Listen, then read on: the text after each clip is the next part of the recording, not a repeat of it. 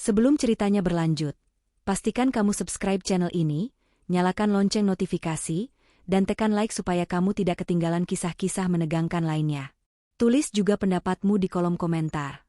Menurutmu, apa yang sebenarnya terjadi malam itu? Suara denting Sudip yang beradu dengan wajan menjadi satu-satunya melodi di dapur megah keluarga Adiwangsa pagi itu. Maya, dengan rambut yang diikat seadanya dan keringat yang mulai membasahi pelipis, bergerak cekatan. Di atas meja makan panjang berbahan marmer, sudah tersaji nasi goreng wagyu, omelet lembut, dan jus jeruk segar. Semuanya harus sempurna. Karena di rumah ini, kesalahan sekecil butiran debu bisa menjadi bencana besar. Langkah kaki yang berat dan berwibawa terdengar dari arah tangga. Maya menahan napas. Itu adalah Ibu Ratna, ibu mertuanya. Wanita itu tampil anggun dengan daster sutra mahal, namun tatapannya sedingin es. Di belakangnya, Aris, suami Maya, berjalan sambil sibuk membenahi dasinya, matanya terpaku pada layar ponsel, seolah-olah istrinya yang sedang bekerja keras itu hanyalah bagian dari dekorasi ruangan. Pagi, Ma. Pagi, Mas Aris, sapa Maya dengan senyum yang dipaksakan. Ibu Ratna tidak menjawab. Ia menarik kursi kayu jati itu dengan kasar, menimbulkan suara derit yang menyayat telinga. Ia mengambil sendok, mencicipi sedikit nasi goreng buatan Maya, lalu detik berikutnya, prak! Sendok itu dilempar begitu saja ke atas piring porselen mahal, hingga menimbulkan bunyi nyaring. Kamu mau membunuh saya pelan-pelan, Maya? Suara Ibu Ratna rendah, namun penuh penekanan yang mengancam. Maya tersentak, tangannya gemetar di balik apron. Maksud Mama? Apa ada yang salah dengan rasanya? Asin. Kamu sengaja membuat tensi saya naik? Atau kamu memang tidak becus mengerjakan hal sepele seperti memasak? Ibu Ratna berdiri, menatap Maya dari ujung kepala hingga ujung kaki dengan tatapan menghina. Sudah untung Aris mau memungutmu dari keluarga miskin itu, tapi kelakuanmu tetap saja seperti pembantu murahan. Ma, sudahlah. Mungkin Maya cuma kurang fokus. Sela Aris tanpa menatap Maya. Ia justru menyambar roti tawar kering dan berdiri. Aku berangkat kantor dulu. Ada rapat penting. Mas, kamu tidak mau sarapan dulu? Aku bisa buatkan yang baru. Rintih Maya, berharap suaminya akan membelanya sedikit saja. Aris hanya mendengus. Tidak perlu. Moodku sudah hancur. Lagi pula, belajarlah masak yang benar. Jangan permalukan aku terus di depan Mama. Pintu depan tertutup dengan dentuman keras, meninggalkan Maya dalam keheningan yang mencekam bersama Ibu Ratna. Sang mertua berjalan mendekati Maya, melangkah perlahan seolah seekor predator yang sedang memojokkan mangsanya. Dengarkan saya, Maya, bisik Ibu Ratna tepat di telinga Maya. Jangan pikir karena kamu sudah berhasil masuk rumah ini, kamu bisa hidup tenang. Saya tidak pernah setuju Aris menikahimu. Bagiku, kamu tetaplah noda dalam silsilah keluarga Adiwangsa. Dan noda harus dibersihkan, cepat atau lambat. Ibu Ratna kemudian dengan sengaja menyenggol gelas jus jeruk, hingga tumpah membasahi lantai marmer yang bersih, lalu berjalan pergi begitu saja. Pel itu sampai mengkilap. Kalau ada satu bercak saja saat saya kembali, kamu tahu konsekuensinya. Maya jatuh terduduk di lantai yang basah. Air matanya luruh, menyatu dengan tumpahan jus jeruk itu. Mengapa? Pertanyaan itu selalu berputar di kepalanya. Ia telah melakukan segalanya. Ia meninggalkan mimpinya, berhenti bekerja, dan mengabdi sepenuhnya di rumah ini. Namun, tak peduli seberapa keras ia mencoba, di mata Ibu Ratna, dia hanyalah sampah. Ia menatap foto pernikahannya yang terpajang di ruang tengah. Aris yang dulu memujanya, kini berubah menjadi pria asing yang dingin dan apatis. Maya merasa seolah-olah ia terjebak dalam sebuah sangkar emas yang setiap harinya semakin menyempit, mencekik napasnya perlahan-lahan. Saat ia sedang membersihkan lantai dengan sisa tenaga, ponselnya bergetar. Sebuah pesan dari ibunya di kampung. Maya, bagaimana kabarmu nak? Apa Aris dan mertuamu baik padamu? Ibu rindu. Maya meremas ponselnya. Ia ingin menjerit, ingin mengadu bahwa ia sedang berada di neraka. Namun, ia hanya mengetik dengan jempol yang bergetar, "Aku baik-baik saja, Bu. Aris sangat menyayangiku. Mama mertua juga sangat baik." Ibu jangan khawatir ya.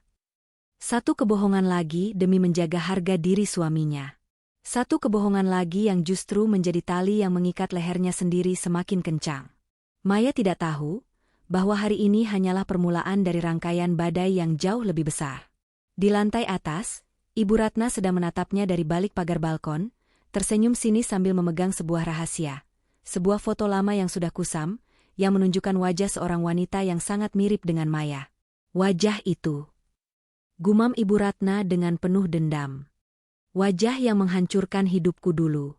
Sekarang, anaknya yang akan membayar semuanya. Drama sesungguhnya baru saja dimulai.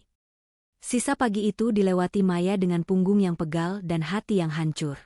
Setelah membersihkan tumpahan jus jeruk dan menyiapkan keperluan kamar Ibu Ratna, Maya berdiri di lorong lantai 2 yang sunyi.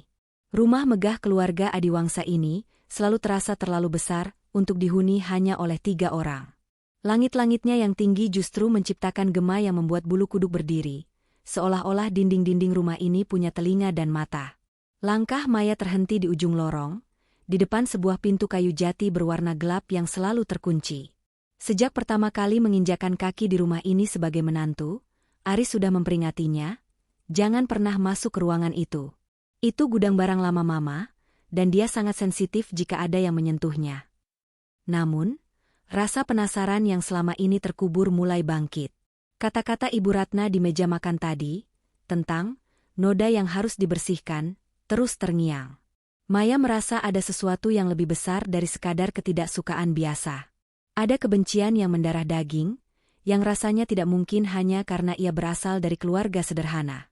Saat itulah, Maya melihat sesuatu yang tidak biasa. Gantungan kunci perak milik Ibu Ratna masih menempel di lubang kunci pintu tersebut. Sepertinya mertuanya itu lupa mencabutnya setelah masuk ke sana tadi pagi. Jantung Maya berdegup kencang. Ia menoleh ke kanan dan ke kiri. Ibu Ratna sedang pergi ke pertemuan sosialita, dan para asisten rumah tangga dilarang naik ke lantai 2 kecuali dipanggil. Ini kesempatannya. Dengan tangan bergetar, Maya memutar kunci itu. Klek. Pintu terbuka dengan suara derit pelan. Aroma debu dan kertas tua langsung menyergap indera penciumannya. Ruangan itu tidak seperti gudang pada umumnya yang berantakan. Di dalamnya terdapat sebuah meja rias kuno, beberapa peti kayu, dan tumpukan album foto. Cahaya matahari masuk tipis-tipis dari celah ventilasi, menyinari partikel debu yang menari di udara. Maya mendekati meja rias. Di sana, ia menemukan sebuah bingkai foto yang diletakkan terbalik. Dengan ragu, ia membaliknya. Napas Maya tercekat. Foto itu menunjukkan seorang wanita muda yang sangat cantik, mengenakan kebaya klasik. Wajah itu sangat mirip dengan Maya. Bentuk matanya, lengkung senyumnya, bahkan tahi lalat kecil di dekat sudut bibirnya. Di belakang foto itu tertulis sebuah nama, Saraswati, 1995. Saraswati, bisik Maya lirih. Itu adalah nama almarhumah ibunya. Tapi bagaimana mungkin foto ibunya ada di tangan Ibu Ratna? Dan mengapa ibunya tampak begitu akrab dengan latar belakang rumah yang mirip dengan kebun belakang rumah ini? Tiba-tiba, suara langkah kaki terdengar menaiki tangga. Maya panik. Ia mencoba mengembalikan foto itu ke posisi semula. Namun karena terburu-buru, tangannya menyenggol sebuah kotak bludru kecil hingga jatuh ke lantai. Isinya berhamburan, sebuah kalung emas dengan liontin inisial, S. Apa yang kamu lakukan di sini? Suara melengking itu menggelegar dari pintu. Ibu Ratna berdiri di sana, wajahnya merah padam karena amarah yang meledak. Ia berlari mendekat dan tanpa peringatan, sebuah tamparan keras mendarat di pipi Maya. Plak! Maya tersungkur ke lantai, sudut bibirnya pecah. Rasa panas menjalar di wajahnya, namun rasa takutnya jauh lebih besar. Berani-beraninya kamu masuk ke sini. Berani-beraninya kamu menyentuh barang-barang saya, teriak Ibu Ratna. Ia menjambak rambut Maya, memaksa menantunya itu untuk mendongak. Matanya melotot, penuh dengan kebencian yang murni. Kamu pikir kamu siapa? Kamu cuma sampah yang kebetulan punya wajah seperti perempuan sialan itu. Maaf, Ma. Maya cuma mau mengantar kunci yang tertinggal. Isak Maya sambil berusaha melepaskan cengkeraman tangan mertuanya yang sangat kuat. Bohong. Kamu memata-matai saya. kan? Kamu mau mencari tahu rahasia rumah ini? Ibu Ratna mendorong kepala Maya hingga terbentur kaki meja rias. Keluar. Keluar dari sini sebelum saya benar-benar kehilangan kendali. Maya berlari keluar ruangan dengan tangis yang pecah, melewati lorong dan masuk ke kamarnya sendiri. Ia mengunci pintu dan merosot di baliknya. Kepalanya berdenyut nyeri, tapi pikirannya jauh lebih kacau. Siapa Saraswati di mata Ibu Ratna? Mengapa wajah mereka begitu mirip? Di luar, ia mendengar Ibu Ratna sedang menelepon seseorang, yang ia yakini adalah Aris. Aris, pulang sekarang. Istrimu itu sudah keterlaluan. Dia masuk ke ruang terlarang Mama dan mencoba mencuri perhiasan Mama. Kalau kamu tidak memberi dia pelajaran, Mama yang akan mengusirnya sekarang juga. Maya memeluk lututnya, menggigil ketakutan. Ia tahu, saat Aris pulang nanti, tidak akan ada penjelasan yang didengar. Suaminya akan selalu memilih ibunya. Di dalam kegelapan kamarnya, Maya mulai menyadari bahwa ia tidak hanya tinggal di rumah yang tidak menginginkannya, tapi ia sedang tinggal bersama seorang wanita yang menyimpan dendam masa lalu yang mematikan. Sementara itu, di dalam ruangan terlarang, Ibu Ratna membelai foto wanita bernama Saraswati itu dengan tangan gemetar. Dia kembali, Saras. Anakmu kembali untuk menghantuiku. Tapi kali ini, aku tidak akan kalah. Aku akan memastikan dia merasakan penderitaan yang lebih hebat dari yang pernah kamu berikan padaku. Senyum sinis kembali terukir di wajah Ibu Ratna. Sebuah senyum yang menandakan bahwa penderitaan Maya baru saja dimulai.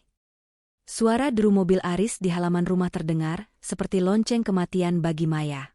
Ia segera menghapus sisa air mata dan mencoba menutupi lebam di pipinya dengan bedak tipis, meski rasa perihnya masih berdenyut kencang. Pintu kamar terbanting terbuka. Aris berdiri di sana, napasnya memburu, dasinya sudah ditarik lepas, menunjukkan kemarahan yang sudah diubun-ubun. Mas, kamu sudah pulang? Suara Maya bergetar. Apa yang kamu lakukan pada Mama? Aris melangkah maju, memojokkan Maya ke dinding. Mama meneleponku sambil menangis sesenggukan. Maya, dia bilang kamu berani membentaknya dan mencoba mencuri perhiasan di gudang. Itu tidak benar, Mas. Aku cuma mau mengembalikan kunci Mama yang tertinggal di pintu. Aku tidak mencuri apapun, bela Maya dengan suara serak. Dan Mama menamparku sampai bibirku pecah. Mas, lihat ini. Maya menunjukkan sudut bibirnya yang membiru, berharap ada secercah empati dari pria yang dulu berjanji akan melindunginya di depan penghulu. Namun, Aris hanya melirik sekilas dengan tatapan dingin. Mungkin kamu memang pantas mendapatkannya karena sudah lancang masuk ke sana, jawab Aris datar. Kata-katanya terasa lebih tajam daripada tamparan Ibu Ratna. Mama itu orang tua, Maya. Dia punya trauma dengan ruangan itu. Kamu istriku, harusnya kamu yang paling paham bagaimana menjaga perasaan ibuku, bukan malah menambah beban pikirannya. Tapi aku istrimu, Aris. Aku manusia, bukan robot yang bisa kamu biarkan disiksa terus-menerus. Teriak Maya, akhirnya meledak. Brak! Aris memukul lemari di samping kepala Maya. Cukup. Jangan berani berteriak di rumah ini. Mulai hari ini, kamu tidak boleh keluar rumah tanpa izin dariku atau Mama. Dan berikan ponselmu. Apa? Tidak, Mas. Itu satu-satunya caraku bicara dengan ibu di kampung. Tanpa mempedulikan protes Maya, Aris menyambar ponsel yang tergeletak di atas nakas. Ibumu hanya akan membuatmu semakin membangkang. Kamu butuh waktu untuk merenungi kesalahanmu. Jangan harap bisa mengadu pada siapapun. Aris keluar dan mengunci pintu kamar dari luar. Maya menggedor-gedor pintu, namun yang ia dengar hanyalah suara langkah kaki Aris yang menjauh, diikuti suara tawa halus Ibu Ratna dari balik lorong. Keesokan harinya, kehidupan Maya berubah menjadi neraka yang lebih sunyi. Semua akses komunikasi diputus. Telepon rumah dicabut, dan asisten rumah tangga dilarang bicara sepatah kata pun padanya. Ibu Ratna kini memegang kendali penuh. Ia memperlakukan Maya bukan lagi sebagai menantu, melainkan sebagai tawanan yang harus dipermalukan setiap detiknya. Sini kamu, panggil Ibu Ratna saat siang hari.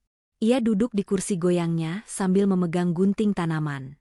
Tanaman-tanaman di taman belakang sudah mulai layu.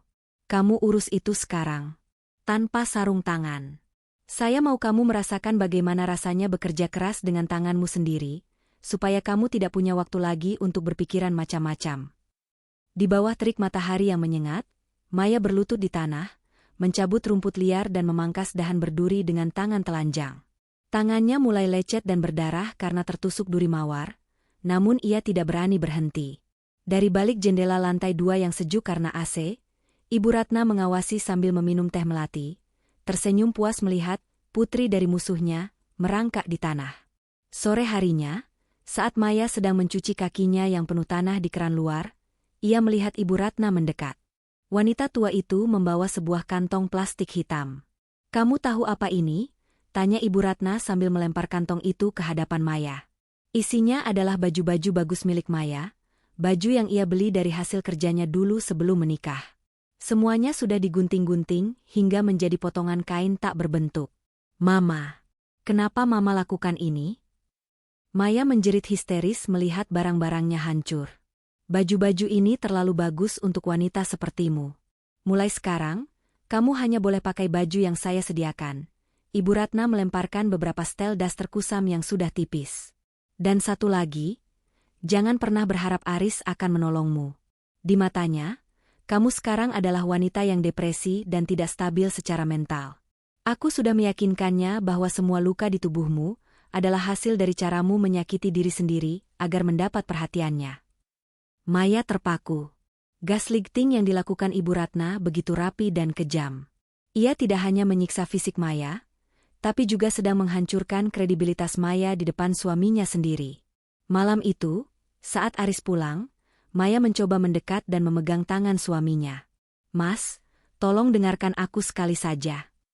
Aris menepis tangan Maya dengan jijik. "Mama benar, kamu terlihat kacau, Maya. Rambutmu berantakan, bajumu kumal. Kamu harus mulai minum obat penenang yang dibelikan Mama. Aku tidak mau punya istri yang gila." Maya mundur perlahan, menatap kedua orang di depannya. Aris yang telah terhasut total, dan Ibu Ratna yang berdiri di belakang Aris sambil melemparkan senyum kemenangan yang sangat tipis. Sebuah senyum yang hanya bisa dilihat oleh Maya.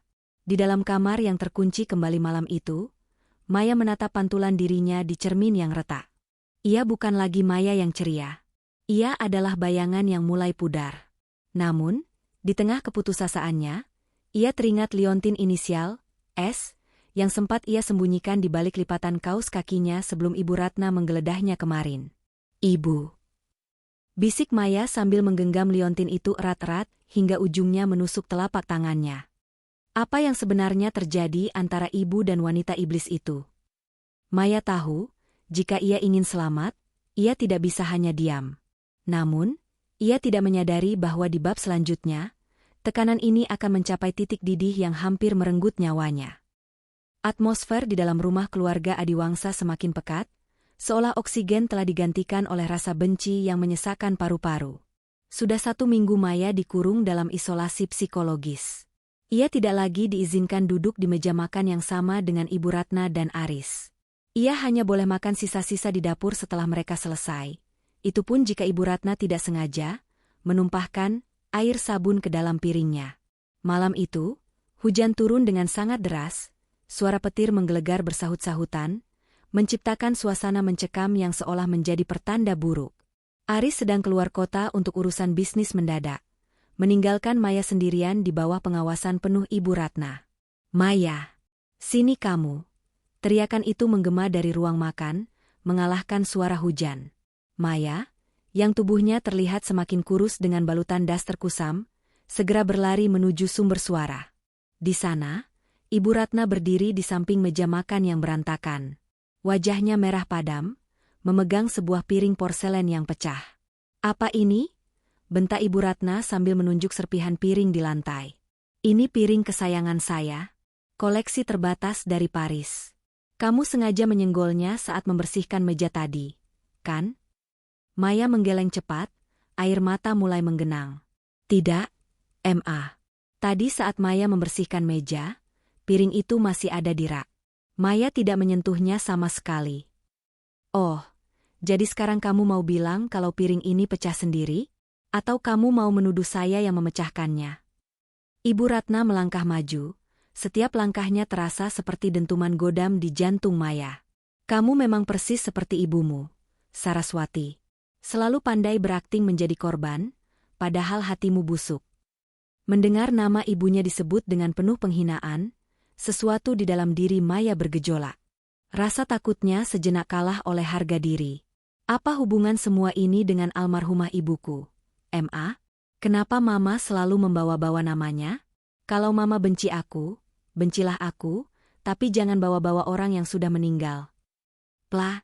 Sebuah tamparan yang jauh lebih keras dari sebelumnya mendarat di pipi kiri Maya. Kekuatan tamparan itu membuat Maya terhuyung dan jatuh menabrak sudut tajam meja makan. Berani kamu membentak saya?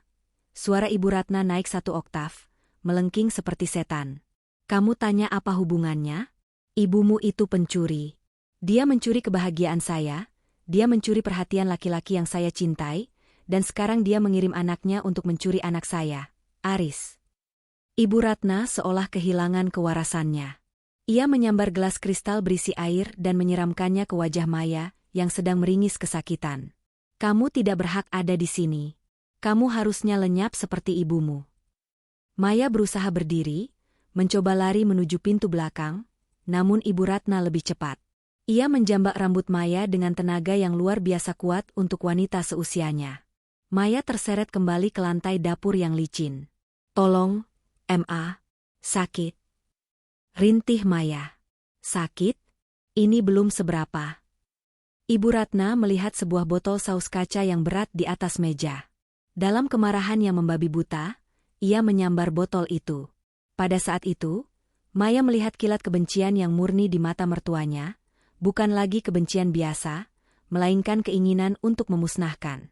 Ibu Ratna mengayunkan botol itu dengan sekuat tenaga ke arah kepala Maya. Brak! Botol itu pecah berkeping-keping tepat di pelipis Maya. Darah segar seketika memuncrat, membasahi lantai marmer putih dan daster kusam yang dikenakannya. Maya tidak sempat berteriak. Dunianya seketika berputar, penglihatannya kabur, dan ia merasakan cairan hangat mengalir deras menutupi matanya. Maya jatuh tersungkur. Kepalanya menghantam lantai dengan keras. Dalam kesadaran yang mulai menipis, ia melihat Ibu Ratna berdiri mematung, menatap tangannya yang berlumuran darah. Namun, bukannya ketakutan, wajah wanita tua itu perlahan berubah menjadi senyum mengerikan. Akhirnya, bisik Ibu Ratna. Akhirnya sejarah terulang kembali. Maya mencoba menggerakkan jarinya, ingin mencari pertolongan, namun tubuhnya terasa sangat berat. Suara hujan di luar perlahan menghilang, digantikan oleh kesunyian yang dingin. Sebelum matanya tertutup sepenuhnya, ia melihat Ibu Ratna dengan tenang mengambil kain lap, mulai membersihkan sidik jarinya di sisa botol pecah, bersiap untuk merangkai kebohongan baru. Maya tidak tahu apakah ia akan melihat hari esok. Di tengah kegelapan yang menjemputnya, ia hanya bisa berharap bahwa luka ini tidak akan terkubur bersama tubuhnya. Hening yang mematikan menyelimuti dapur keluarga Adiwangsa, hanya terinterupsi oleh detak jam dinding dan suara napas Ibu Ratna yang memburu. Di lantai, Maya tergeletak tak berdaya. Darah merah pekat terus merembes dari pelipisnya, membentuk genangan yang mengerikan di atas marmer putih. Ibu Ratna menatap pemandangan itu selama beberapa detik, lalu dengan dingin ia mulai menyusun rencana. Ia mengambil pecahan kaca botol saus itu, lalu dengan sengaja menggoreskan sisa-sisa pecahannya ke pergelangan tangan Maya yang sudah pingsan. Ia ingin menciptakan narasi baru, Maya yang depresi mencoba mengakhiri hidupnya sendiri. Setelah yakin semuanya terlihat seperti percobaan bunuh diri yang gagal, Ibu Ratna mencuci tangannya dengan tenang, lalu mulai berteriak histeris. Tolong! Siapa saja, tolong! Maya! Maya, kenapa kamu lakukan ini? Teriaknya dengan suara yang dibuat-buat agar terdengar oleh para pelayan di paviliun belakang. Tepat saat itu, pintu depan terbuka. Aris pulang lebih awal karena firasat buruk yang mengganggunya sepanjang jalan. Ia berlari ke dapur dan membeku melihat istrinya bersimbah darah. Maya! Ma, apa yang terjadi? Aris berlutut, mengangkat tubuh Maya yang dingin ke pangkuannya. Aris, Mama baru saja ke dapur dan menemukannya begini. Ibu Ratna menutup mulutnya dengan tangan, berakting seolah hampir pingsan. Dia membawa botol kaca dan memecahkannya, dia bilang dia tidak kuat lagi hidup bersamamu. Mama mencoba menghalanginya, tapi dia malah membenturkan kepalanya ke meja. Ya Tuhan, Maya. Aris tidak sempat berpikir panjang. Ia menggendong tubuh Maya yang lunglai menuju mobil. Ma, cepat ambil kunci mobil. Kita harus ke rumah sakit Medika sekarang. Suasana unit gawat darurat, UGD, terasa sangat mencekam. Maya langsung dilarikan ke ruang trauma, karena kehilangan banyak darah, dan mengalami penurunan kesadaran yang drastis. Aris mondar-mandir di ruang tunggu, bajunya masih ternoda darah Maya. Di sudut ruangan, Ibu Ratna duduk dengan tenang, sesekali mengusap matanya dengan tisu, padahal tidak ada air mata yang jatuh. Setelah 2 jam yang terasa seperti selamanya, seorang dokter keluar. Namanya Dr. Adrian, seorang spesialis bedah saraf yang sudah sangat berpengalaman menghadapi kasus-kasus darurat. Keluarga Nyonya Maya? Tanya Dr. Adrian datar, matanya menatap tajam ke arah Aris dan Ibu Ratna. Saya suaminya, Dok. Bagaimana keadaan istri saya? Aris bertanya dengan suara parau. Kondisinya kritis. Ada pendarahan di selaput otak akibat benturan benda tumpul yang sangat keras. Kami harus melakukan tindakan operasi segera untuk mengurangi tekanan di kepalanya, jelas dokter tersebut. Ia terdiam sejenak, lalu melirik ke arah Ibu Ratna. Tadi Anda bilang dia mencoba bunuh diri dengan memecahkan botol dan membenturkan kepala. Benar, Dok. Maya memang belakangan ini sangat tidak stabil mentalnya, sahut Ibu Ratna cepat, mencoba mendominasi pembicaraan. Dokter Adrian mengangguk perlahan, namun matanya memancarkan keraguan. Menarik. Karena dari pola luka di pelipisnya, arah benturan datang dari samping atas dengan sudut yang tidak mungkin dilakukan oleh diri sendiri. Dan luka goresan di pergelangan tangannya, itu luka dangkal yang dibuat setelah korban tidak sadarkan diri, karena tidak ada tanda-tanda perlawanan otot atau pembekuan darah yang normal pada luka aktif. Wajah Ibu Ratna memucat sesaat, namun ia segera menguasai diri. Apa maksud dokter? Apa dokter menuduh kami berbohong di tengah musibah ini?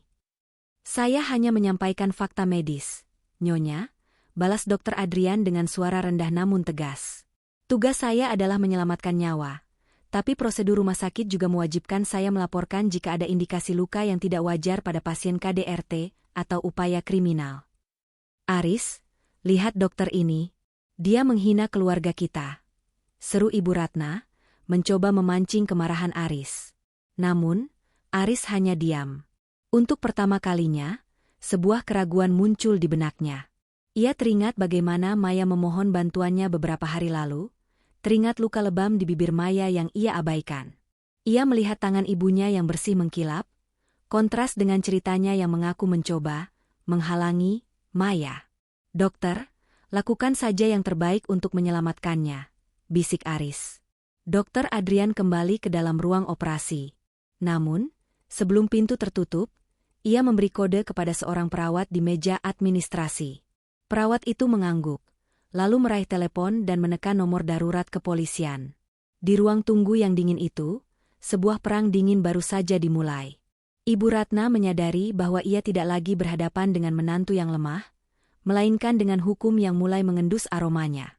Ia mengeluarkan ponselnya, mengirim pesan singkat kepada pengacara keluarga, "Kita punya masalah. Urus Dokter Adrian sekarang juga." Tanpa ia sadari, di dalam ruang operasi, Maya yang sedang berada di ambang maut seolah mendengar suara ibunya, Saraswati, memanggilnya dari kegelapan. "Bertahanlah, Nak, kebenaran harus segera bangun." Lampu merah di atas pintu ruang operasi akhirnya padam, berganti menjadi hijau.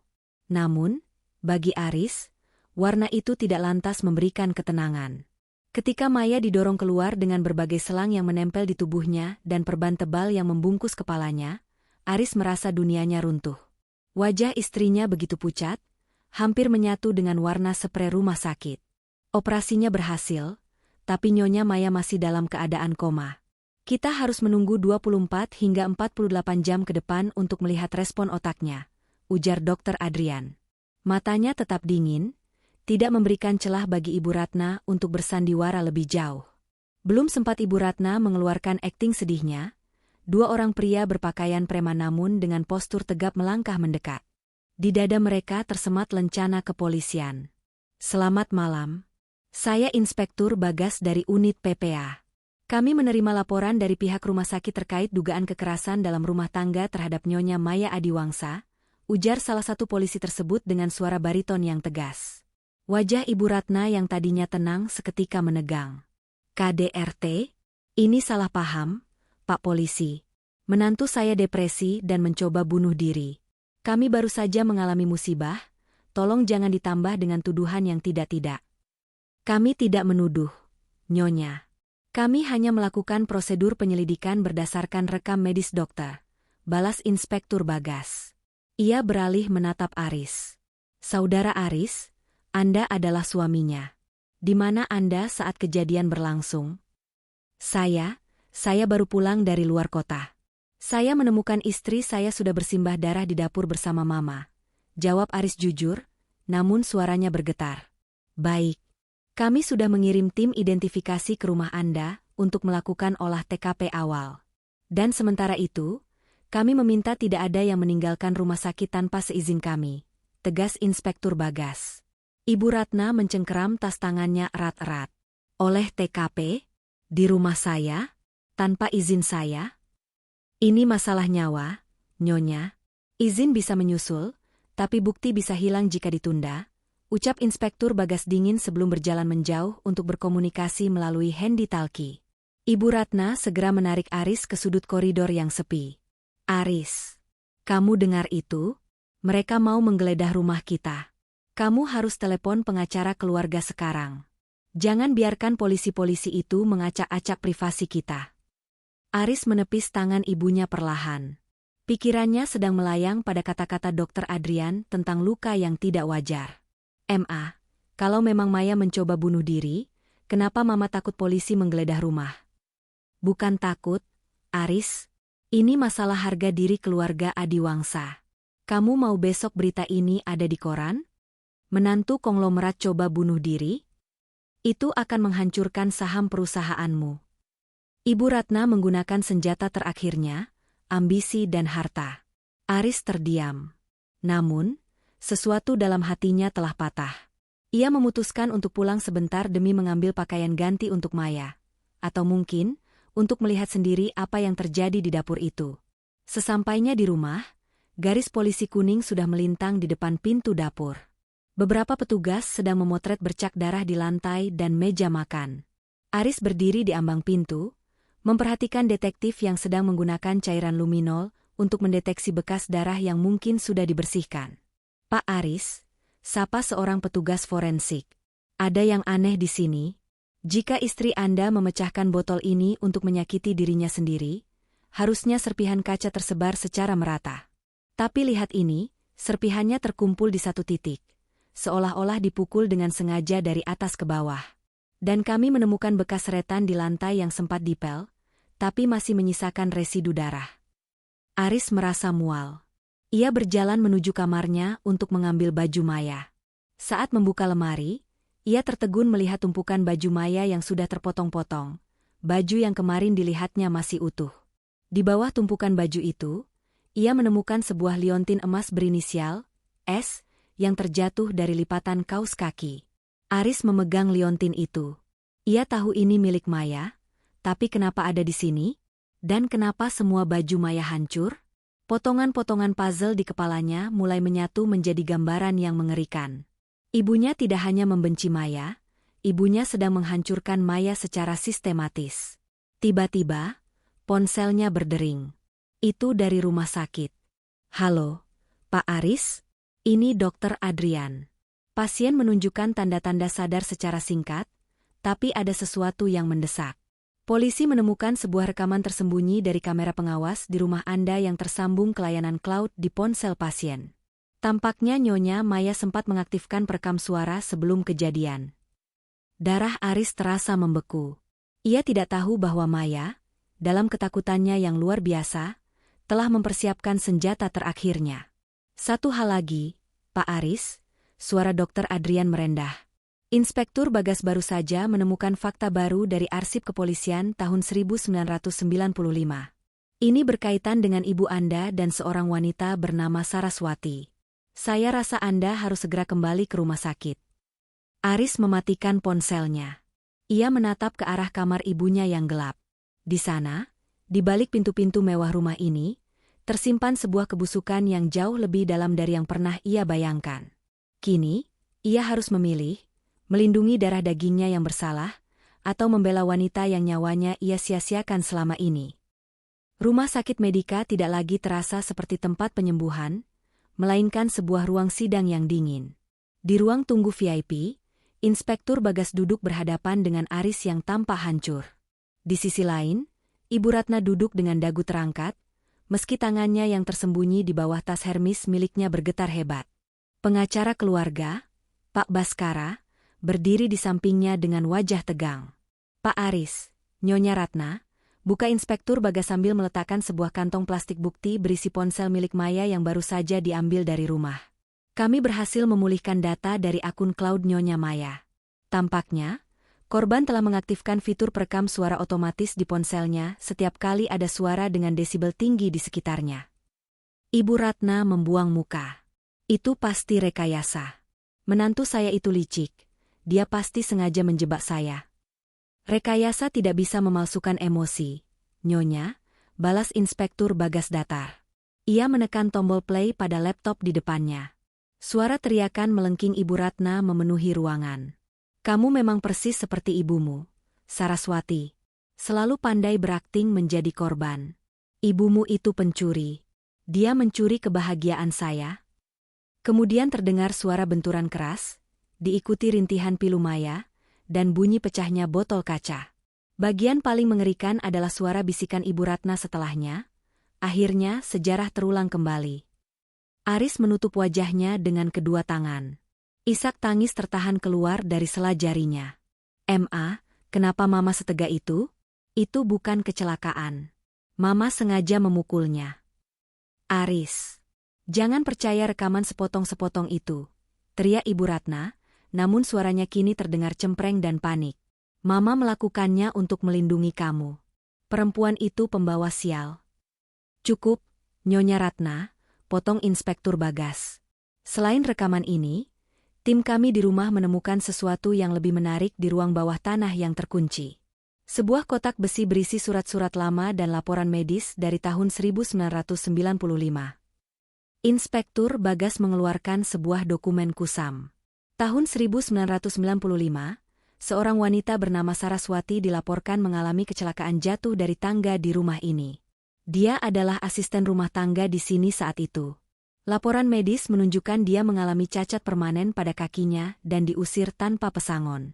Namun, kami menemukan surat pernyataan yang ditandatangani oleh almarhum ayah Pak Aris, yang tampaknya disembunyikan, menyatakan bahwa Saraswati sebenarnya adalah istri sirinya dan sedang mengandung.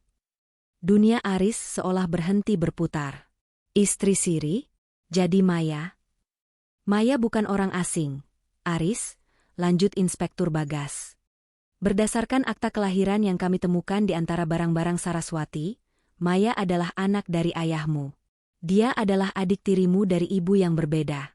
Tapi ibumu, Nyonya Ratna, mengetahui hal itu. Dia tidak hanya membenci Maya karena masa lalu, dia takut Maya menuntut hak waris yang sah atas aset Adiwangsa jika rahasia ini terbongkar. Hening yang mencekam menyusul penjelasan itu. Ibu Ratna tertawa sumbang, suara tawanya terdengar gila di koridor rumah sakit yang sunyi. "Adik tiri? Dia itu anak haram. Ayahmu mengkhianati saya dengan pembantu itu. Saya sudah menyingkirkan ibunya, tapi dia malah mengirim anaknya ke sini untuk mengambil apa yang menjadi milik saya dan Aris. Saya tidak akan membiarkannya." "Ma, hentikan." Aris berdiri, matanya merah karena amarah dan rasa jijik. "Mama bukan melindungi aku. Mama melindungi ketamakan Mama sendiri. Mama menyiksa adikku sendiri, istriku sendiri, demi uang. Dia bukan istrimu. Pernikahan kalian tidak sah secara agama jika kalian sedarah," teriak Ibu Ratna tanpa sadar telah mengakui semua perbuatannya. Pak Baskara, sang pengacara, memijat keningnya. Pengakuan itu adalah tamat bagi pembelaannya. "Nyonya Ratna Adiwangsa," Inspektur Bagas berdiri dan mengeluarkan borgol. "Anda ditahan atas dugaan penganiayaan berat berencana dan upaya pembunuhan. Anda juga akan diperiksa kembali atas kasus penghilangan hak orang lain dan penggelapan dokumen tahun 1995. Saat borgol besi itu mengunci pergelangan tangan Ibu Ratna yang halus, wanita itu mulai menjerit-jerit histeris, memaki nama Saraswati dan Maya. Aris tidak lagi menoleh. Ia berjalan meninggalkan ibunya yang sedang diseret polisi, menuju ruang ICU. Di balik kaca ruang ICU, ia melihat Maya yang masih terbaring kaku. Air mata Aris jatuh di atas kaca. Ia menyadari harga dari kebenaran ini sangatlah mahal. Ia telah mencintai wanita yang seharusnya ia lindungi sebagai saudara, dan ia telah membiarkan ibunya menghancurkan wanita itu hingga titik nadir. Tiba-tiba, monitor jantung di dalam ruangan berbunyi nyaring. Jari tangan Maya bergerak sedikit. Dokter Adrian dan tim perawat berlarian masuk. Aris hanya bisa berdoa dalam hati, berharap kebenaran ini tidak datang terlambat untuk menyelamatkan nyawa yang tersisa. Dinding penjara yang dingin dan lembab menjadi saksi bisu runtuhnya martabat seorang Ratna Adiwangsa. Tidak ada lagi daster sutra, tidak ada lagi pelayan yang membungkuk hormat. Di sel sempit itu, ia hanya dikenal sebagai tahanan nomor 402. Namun, yang lebih menyiksa daripada hilangnya kemewahan adalah suara-suara di kepalanya. Setiap kali lampu sel dipadamkan, ia seolah melihat sosok Saraswati berdiri di sudut ruangan, menatapnya dengan kaki yang pincang dan wajah yang penuh darah. Persis seperti malam saat ia mendorong wanita itu dari tangga 30 tahun silam. "Pergi. Jangan lihat aku seperti itu," jerit Ratna di tengah malam, membuat tahanan lain terbangun dan memaki. Ratna mulai kehilangan kewarasannya. Ketakutannya pada kebenaran yang terungkap jauh lebih besar daripada ketakutannya pada jeruji besi. Sementara itu, di rumah sakit Medika, sebuah keajaiban yang menyakitkan terjadi. Setelah melewati masa kritis yang panjang, kelopak mata Maya perlahan terbuka. Aris, yang selama 3 hari tidak meninggalkan kursi di samping tempat tidur itu, langsung menggenggam tangan Maya. "Maya, kamu dengar aku, sayang?" bisik Aris dengan suara parau. Maya mengerjapkan matanya berulang kali. Ia menatap langit-langit putih, lalu perlahan menoleh ke arah Aris. Namun, tidak ada binar cinta atau ketakutan di matanya. Hanya ada kekosongan yang dalam. "Siapa Anda?" Suara Maya nyaris tak terdengar, serak karena selang pernapasan yang baru saja dilepas. Aris membeku. "Ini aku, Aris, suamimu." Maya mengernyitkan dahi, seolah mencoba menggali memori dari balik kabut tebal di kepalanya. "Suami? Saya tidak ingat. Saya di mana? Kenapa kepala saya sangat sakit?" Dokter Adrian segera masuk untuk melakukan pemeriksaan. Diagnosisnya cepat namun pahit, amnesia traumatis. Otak Maya secara tidak sadar memblokir semua memori tentang rumah keluarga Adiwangsa sebagai bentuk pertahanan diri dari trauma yang terlalu hebat. Maya melupakan semua siksaan itu, tapi ia juga melupakan Aris. Beberapa hari kemudian, saat kondisi fisik Maya mulai stabil, Inspektur Bagas datang menemui Aris di koridor rumah sakit. Wajah polisi itu tampak berat. "Pak Aris, ada sesuatu yang harus saya sampaikan terkait status hubungan Anda dan Nyonya Maya," ujar Inspektur Bagas. Ia menyerahkan sebuah dokumen hasil tes DNA yang dilakukan secara darurat menggunakan sampel darah Maya dan sampel rambut mendiang ayah Aris yang diambil dari sikat rambut tua di gudang.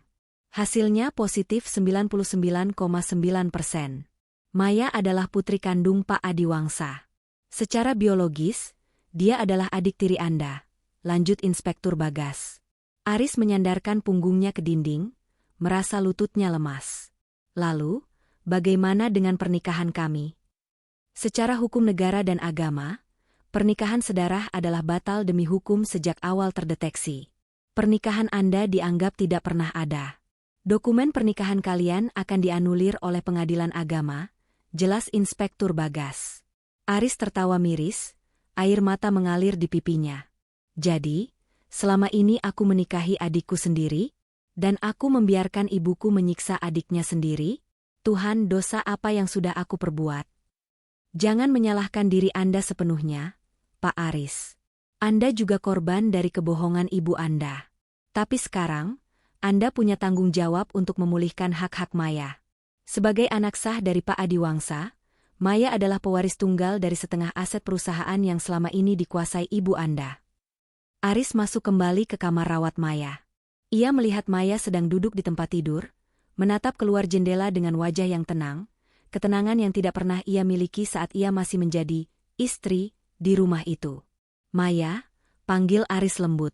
Maya menoleh, memberinya senyum tipis yang sopan, senyum yang diberikan kepada orang asing. "Ya, Pak Aris, suster bilang Anda yang membiayai semua ini. Terima kasih banyak." Hati Aris tersayat mendengar panggilan, "Pak."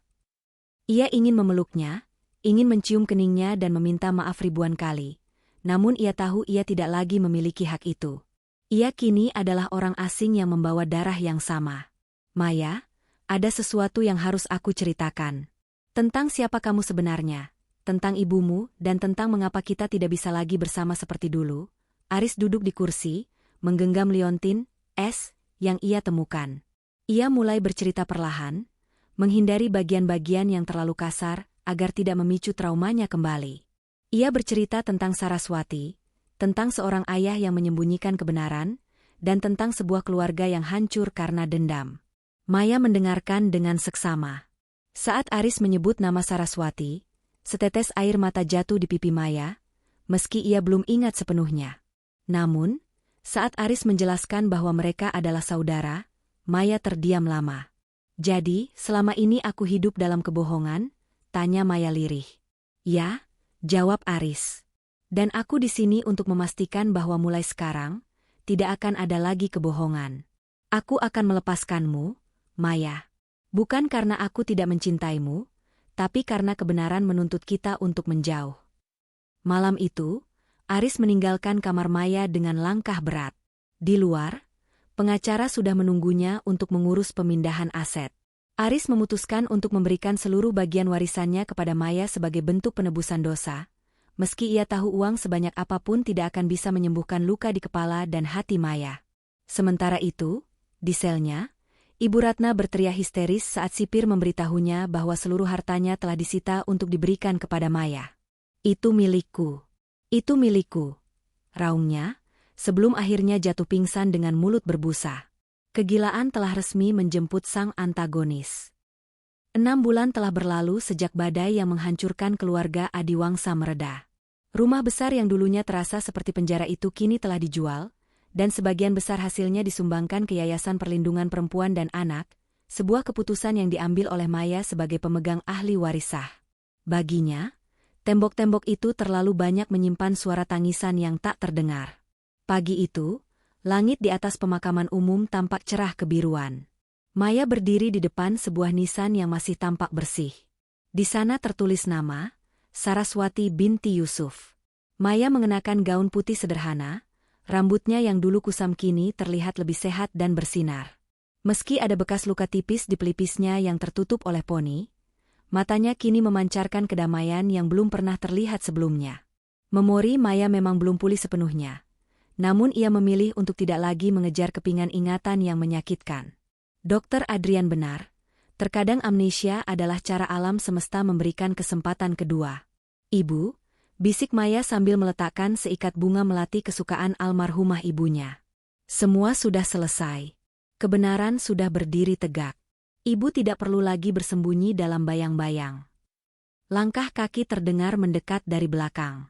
Maya menoleh dan menemukan Aris berdiri di sana.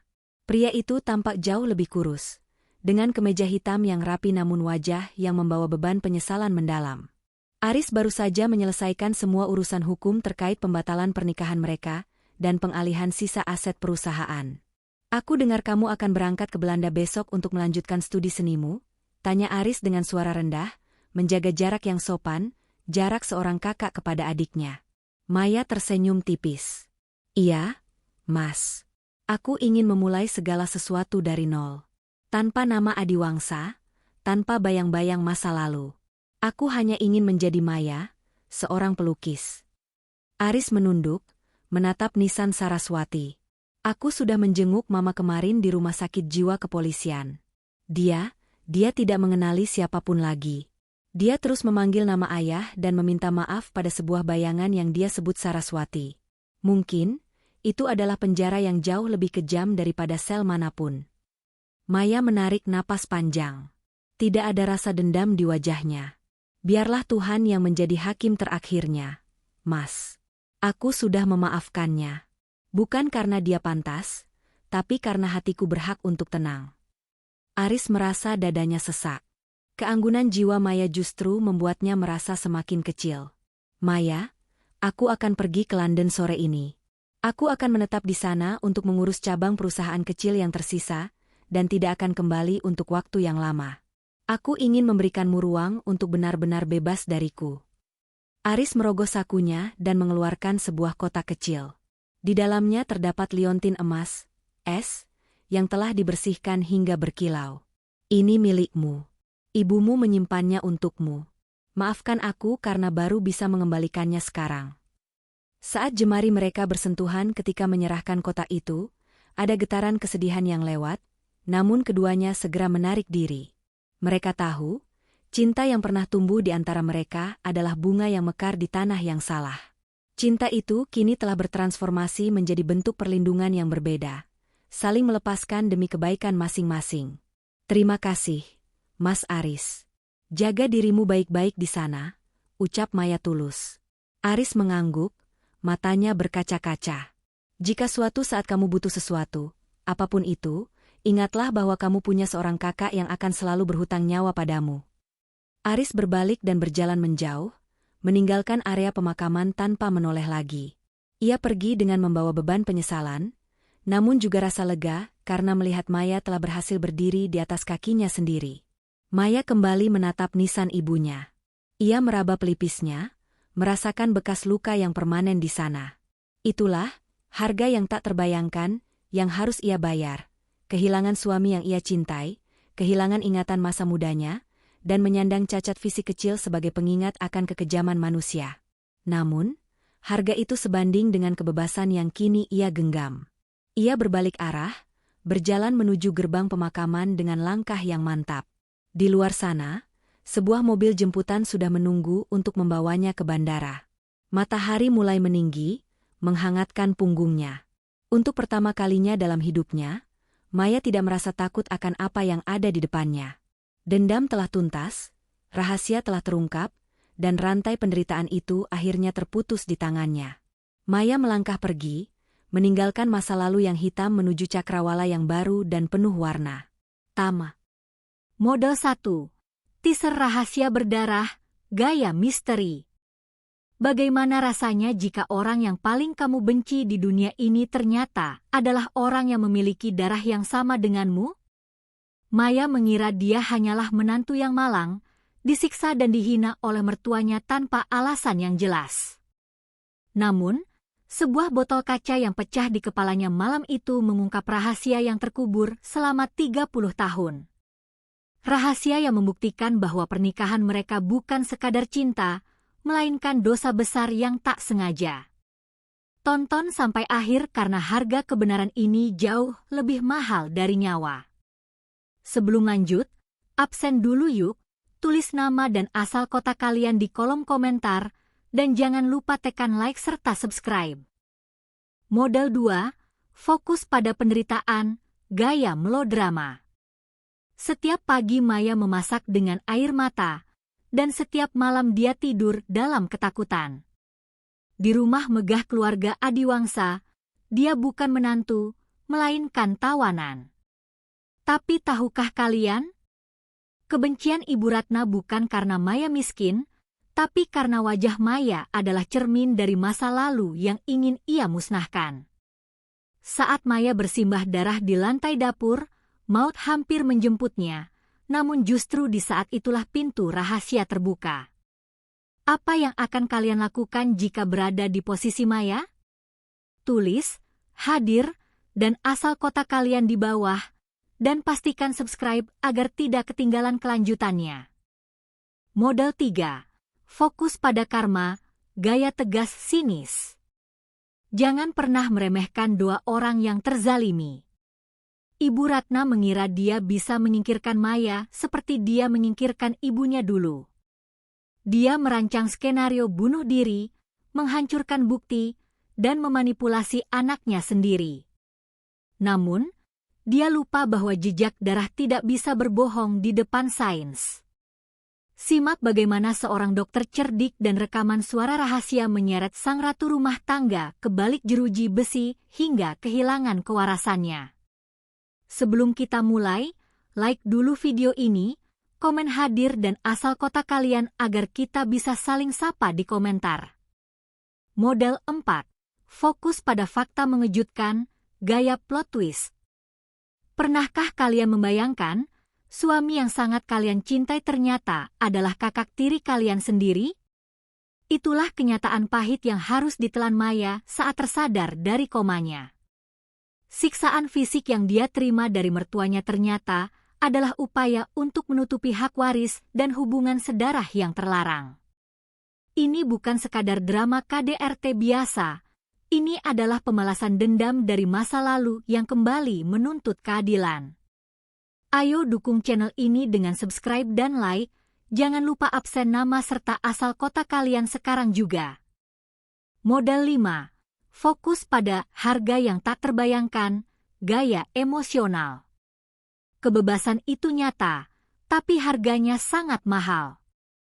Maya memang berhasil keluar dari neraka mertuanya, tapi dia harus kehilangan ingatannya dan kenyataan bahwa pernikahannya batal demi hukum. Dia mendapatkan harta, tapi kehilangan cinta. Ikuti perjalanan tragis Maya menuntut keadilan hingga kebenaran membebaskannya dengan cara yang paling menyakitkan. Tonton sampai menit terakhir untuk melihat akhir nasib Ibu Ratna yang mengerikan. Komen, hadir, dan tulis kota asal kaliannya. Jangan lupa klik subscribe. Model 6. Gaya narasi investigatif, gaya serius. Ditemukan bersimbah darah dengan luka botol pecah di pelipis, seorang wanita bernama Maya hampir dinyatakan sebagai korban percobaan bunuh diri. Namun, polisi menemukan kejanggalan pada pola luka yang tidak sesuai dengan pernyataan mertuanya. Apa yang sebenarnya disembunyikan di balik pintu gudang yang selalu terkunci itu? Dan siapa sebenarnya sosok Saraswati yang namanya memicu amarah besar di rumah itu? Simak investigasi lengkapnya di video ini. Like, subscribe, dan absen dulu yuk dengan ketik nama asal kota kalian di kolom komentar. Model 7. Gaya to the point, gaya cepat intens. Mertua iblis, suami yang buta, dan rahasia sedarah. Maya terjebak dalam pernikahan yang ternyata adalah sebuah kesalahan besar sejak awal. Saat botol kaca menghantam kepalanya, itulah awal dari kehancuran keluarga Adiwangsa yang sombong. Lihat bagaimana kebenaran akhirnya membalas setiap tetes darah Maya dengan cara yang paling elegan namun menyakitkan. Pastikan kalian subscribe agar selalu update, dan jangan lupa komen hadir serta sebutkan kota asal kalian sekarang. Model 8. Gaya refleksi kehidupan, gaya bijak. Terkadang, orang yang paling membencimu adalah orang yang paling takut padamu. Ibu Ratna membenci Maya karena Maya adalah bukti hidup dari kejahatan masa lalunya. Sebuah kisah tentang dendam, perebutan harta, dan cinta terlarang yang berakhir di meja operasi dan jeruji besi. Bagaimana nasib Maya setelah tahu dia menikahi kakaknya sendiri? Temukan jawabannya di sini. Sebelum itu, yuk berteman dengan klik subscribe dan like, lalu tulis nama serta asal kota kalian di kolom komentar. Bab penutup, refleksi akhir. Kisah Aulia bukanlah sekadar drama pengkhianatan dalam rumah tangga. Ini adalah studi tentang transformasi radikal. Perjalanan ini dimulai dengan sebuah ilusi kebahagiaan, euforia sesaat atas kekayaan tak terduga, yang dengan cepat terungkap sebagai topeng paling meyakinkan dari niat jahat. Di balik senyum suaminya, tersembunyi rencana untuk menghapus Aulia dan putranya demi 125 miliar rupiah. Momen kunci dalam cerita ini adalah realisasi yang menyakitkan bahwa kepercayaan adalah istana emas. Sekali retak, tak ada kekayaan 125 miliar pun yang bisa menyatukannya kembali. Realisasi ini memaksa Aulia keluar dari zona nyaman dan bertindak. ia berhenti menjadi karakter pasif dalam hidupnya sendiri dan mulai menjadi pahlawan itu sendiri.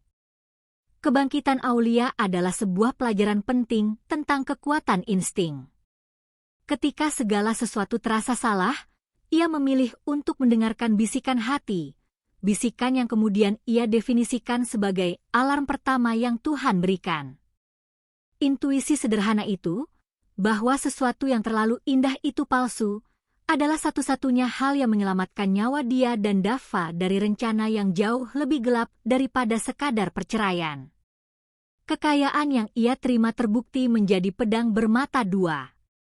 Ia adalah ujian yang brutal, mengungkap karakter sejati Reno yang serakah, namun di saat yang sama, ia menjadi aset yang tak ternilai harganya yang memungkinkan Aulia membangun perlindungan hukum yang tak tertembus. Pada akhirnya, Aulia membuktikan bahwa warisan sejati bukanlah angka di rekening bank, melainkan pelajaran termahal yang mengubah seorang korban menjadi seorang pejuang. Ia tidak membiarkan dirinya terperangkap dalam siklus dendam dan kepahitan. Sebaliknya, ia mengambil keputusan untuk mengubah trauma pribadinya menjadi tujuan mulia, yayasan, titik balik, sebuah manifestasi fisik dari kutipan, mengubah trauma menjadi tujuan mulia adalah esensi dari kemenangan sejati. Maka, kisah ini ditutup bukan dengan adegan perayaan kekayaan, melainkan dengan kedamaian yang sejati. Kedamaian yang ia temukan setelah ia berani berkata tidak pada apapun yang merusak jiwanya, dan menerima bahwa perceraian bukanlah akhir cerita, melainkan babak pembukaan yang baru. Aulia, wanita yang dulunya naif, kini berdiri tegak sebagai simbol keteguhan, membuktikan bahwa meskipun ilusi kebahagiaan dapat runtuh, kekuatan batin seorang wanita yang melindungi anaknya dan hatinya adalah harta yang abadi, tidak dapat dihancurkan, dan tidak dapat dicuri. Ia telah menemukan kedamaian sejati, ruang yang bersih dari janji-janji palsu, dipenuhi tawa anak, dan ditemani oleh hati yang tidak lagi bergantung pada validasi orang lain.